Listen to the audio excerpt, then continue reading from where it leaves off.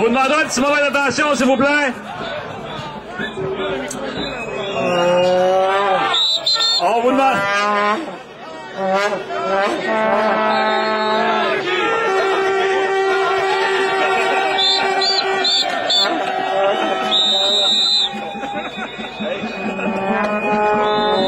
Bonjour tout le monde!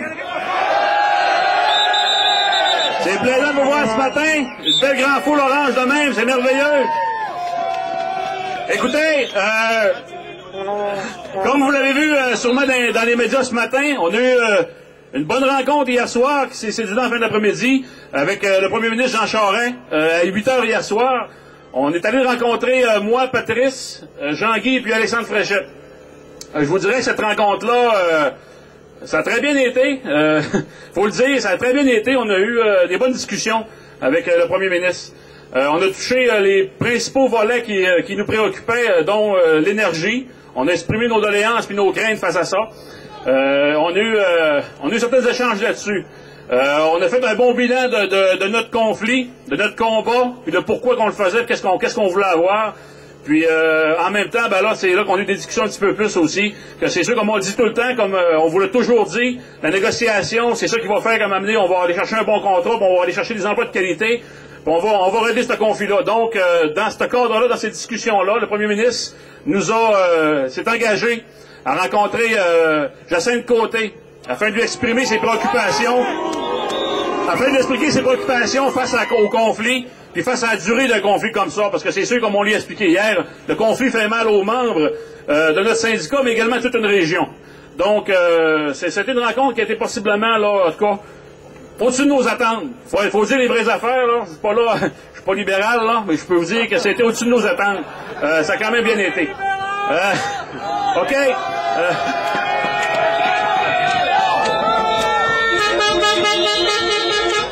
Ce qu'on veut également je vais prêter la parole à mes confrères tantôt. OK, on est ici aujourd'hui, on est ici pour faire une manifestation bien pacifique. Il y a des gens qui sont attendus en dedans. C'est clair qu'on les laisse rentrer. On n'est pas ici, le combat est contre Rio Tinto. Hein, faut garder notre focus, c'est contre Rio Tinto. C'est Rio Tinto qui nous a mis dehors. Donc c'est clair, Rio Tinto, notre combat, on l'a fait, on a mobilisé dans l'usine, on s'est mobilisé toute la gang, tout ensemble. On est orange, parce qu'on est tous ensemble, tout à côté, coude à coude. Après ça, bon, on l'a étalé au cours des dernières semaines dans la région. Puis là, ben, des gestes comme ce matin, comme à Montréal la semaine passée, fait qu'on va l'étaler dans la province. C'est ça notre but présentement. Le premier ministre, c'est pas ici tous les jours, c'est clair qu'il faut profiter de cette opportunité-là, de se faire voir, puis de faire connaître notre conflit. C'est ce que Marc également fait à l'étranger, ce matin encore une fois. Donc, on vous demanderait, on va rester bien droit encore, comme on l'a tout le temps fait, puis on va maintenir le cap. Puis ça, faut pas lâcher.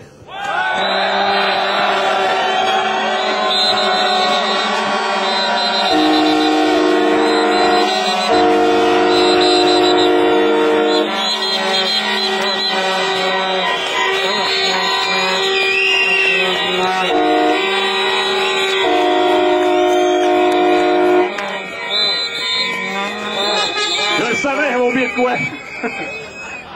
L'histoire de ma vie. Écoutez, ce matin, on va traquer une affaire, ce matin, qui est sortie dans les médias, hein, qu'on est allé, que Marc, on dit Marc, hein, mais écoutez, on le dit tout le temps, c'est une équipe. Que l'équipe est partie sur le comité international afin de saler Rio Tinto. Écoutez, je pense que c'est pas Boron, quand on rencontre le syndicat de Boron qui ont subi un lock-out de 5 mois, c'est pas nous autres qui vont lui expliquer comment que fonctionne Rio Tinto, je pense qu'ils connaissent très bien. La même affaire en Australie, donc là-dessus, c'est clair que je rappelle que notre objectif par le comité international, c'est de faire connaître nos enjeux, c'est de faire connaître notre combat, puis aller chercher des appuis financiers puis des appuis de solidarité à travers la planète.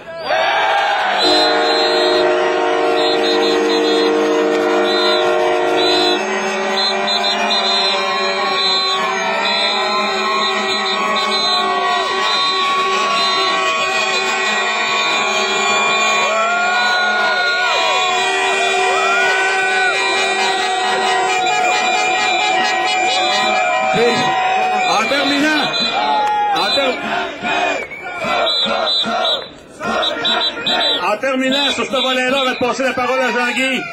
Marc, hier, a rencontré une fédération américaine en Californie qui représente 60 000 membres. Il a été accueilli comme un roi, comme un chef, de par notre cause qu'on débat ici dans la région.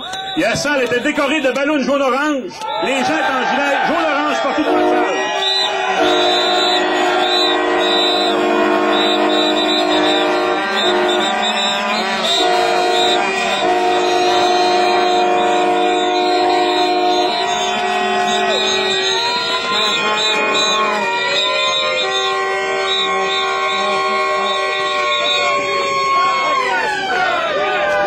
Merci, les gars! Hey, j'ai une chose à dire un matin. Hugues l'a approché un peu tantôt. Rio Tinto, par l'entremise de Claudine Gagnon, dit qu'on est en train de s'attaquer à la réputation de Rio Tinto quand on va partout à l'international. Moi, je peux vous dire qu'ils n'ont pas besoin de nous autres pour salir leur réputation, Rio Tinto. Ils sont capables de le faire eux autres mêmes. En faisant passer tous les travailleurs pour des vandalistes, des saboteurs, puis même en s'attaquant à la crédibilité des représentants syndicaux sur les offres qui auraient été déposées.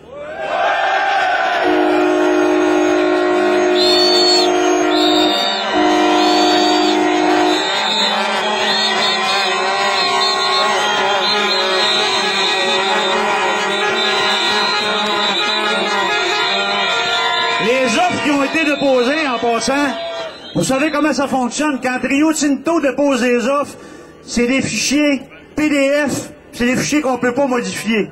C'est ces fichiers-là qu'on vous a déposés et qu'on vous a montrés en assemblée. Puis vous savez très bien comme moi que quand on est dans une assemblée, tout ce qui se dit à l'assemblée et tout ce qu'on fait à l'assemblée, dans la minute qui suit après ça, Rio Tinto est au courant de tout ça. Jamais le syndicat d'Alma embarquera dans une stratégie de cacher quelque chose à ses membres. On a une crédibilité. Moi, j'ai encore 15 ans travaillé à Alma, puis je veux pas faire 15 ans avec des ennemis qui travaillent avec moi. Je vais avoir rien que des chums qui travaillent avec moi.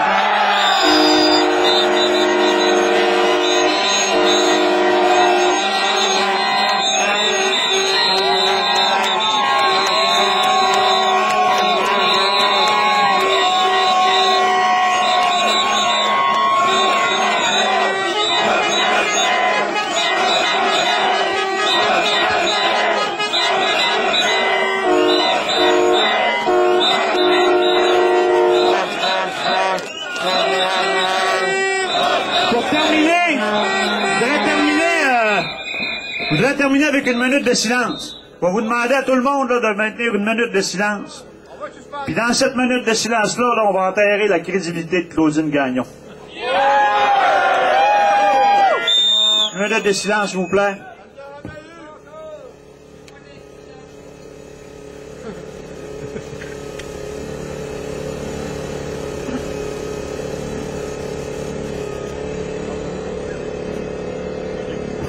On va dire que ça fait une minute.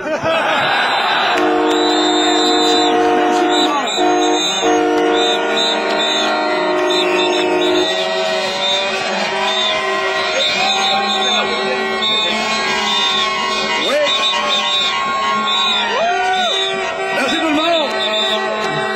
On a Jean-Marc Crevier, permanent FTQ dans la région, qui veut s'adresser un petit peu à nous. Salut tout le monde. Presque dans le cours de la FTQ. Il y a une rencontre qui, on l'a vu ce matin dans les journaux, il y a une rencontre qui a eu lieu hier avec vos représentants puis Jean Charest. Il a promis à vos représentants qu'il allait discuter avec Jacinthe Côté, la présidente de Rio Tinto Alcan, pour reprendre les pourparlers. J'espère que le premier ministre va faire un petit peu plus que de lui demander la reprise des négociations. Parce que si il y a une personne au Québec qui a le pouvoir de régler le dossier des travailleurs de l'usine d'Alma, c'est le premier ministre.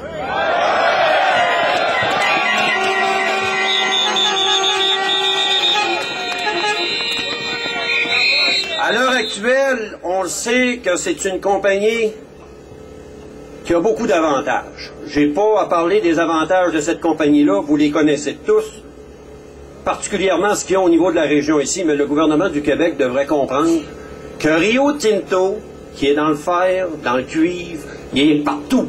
Il va avoir à demander encore au gouvernement des avantages. Ça veut dire qu'il y a une belle occasion de régler un problème qui n'a pas été réglé